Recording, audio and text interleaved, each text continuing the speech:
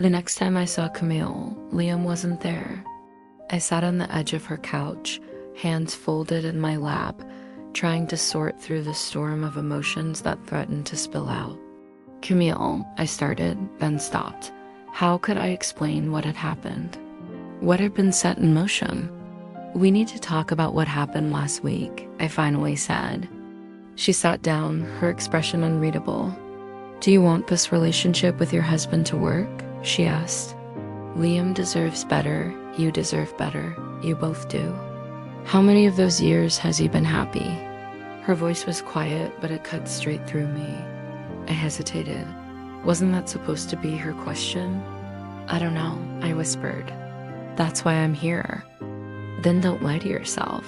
Don't lie to him. Camille's words hung heavy in the air. I wanted to scream, to shake her, to beg her to understand that I needed her, needed what we had, even if I couldn't name it yet. But all I could do was watch her walk away. You let each other go with kindness, with honesty. If you truly want to help him, you'll give him the chance to move on.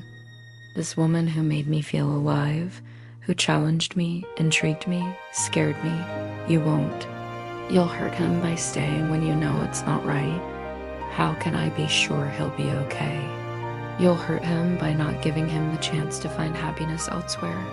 I don't want to hurt Liam, I said, my voice thick with emotion. As I prepared to leave, she handed me a book. Read this, she said, pressing it into my hands. It will help you understand. It was true. The life we built was comfortable, predictable, safe, but was it what either of us truly wanted? I told him about Camille, about our connection, about the possibility that maybe we weren't meant to be. I know she's moved to another city, taking a part of me with her. Sometimes I wonder if she thinks about me, if she feels the pull of the life we almost had. Recently, I came across a poem in that book of Rumi, one I think she would have liked. It goes, out beyond ideas of wrongdoing and right doing, there is a field. I'll meet you there. When the soul feels its own delight, or news of the beloved, come, come, come. Maybe someday our paths will cross again, not in the realm of almost, but in the space where hearts once broken find their way back to themselves. Because isn't that what healing is? Finding yourself in the pieces you left behind. The pain in his eyes mirrored my own, but amidst the hurt, I saw a flicker of understanding. And because, Camille added softly, you won't be hurting him, you'll be setting him free. Liam and I are getting a divorce. It hurts, but it's also the most liberating thing I've ever done. I've started seeing a therapist. I've picked up painting again, something I loved as a child. I'm reading all those books I've been meaning to read. Life feels full of colors I forgot existed. She held me, and for a moment, I clung to her as if she were the anchor keeping me from drifting away. But I knew I had to let go. For Liam, for me, for us. But we have a life together, I argued. 6 years. And now, how many of those years have you been happy? Sleep offered no escape. And every quiet moment echoed with Camille's words. Let him go. I thought about our life, the choices we'd made, the dreams we'd put on hold.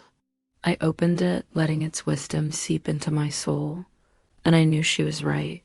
But the thought of losing Liam, of facing the world alone, terrified me. I looked down at my hands, unable to meet her gaze. On a whim, I knocked. The door opened, and there she was, sleepy-eyed and confused. I'm sorry, I whispered. I just needed to see you, to know that you were real. How can I fix it? I asked, my voice cracking. Camille stood up, walked towards the window.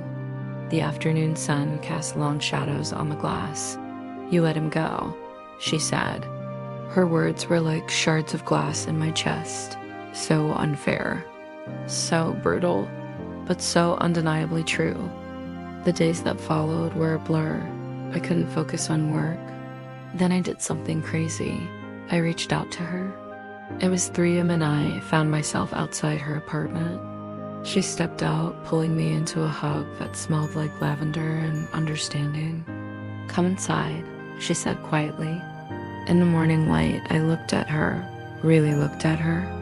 Camille took my hands, her touch grounding me. I closed my eyes, tears tracing paths down my cheeks. Because he's strong, because he's kind, because he deserves more than the half-hearted love you have left to give. It was the wake-up call I didn't realize I needed.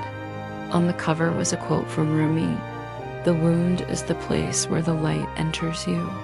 Saying goodbye to Camille was harder than I expected. When I faced him, I was honest. It's been a year since I started this journey. As for Camille, I haven't seen her since that day.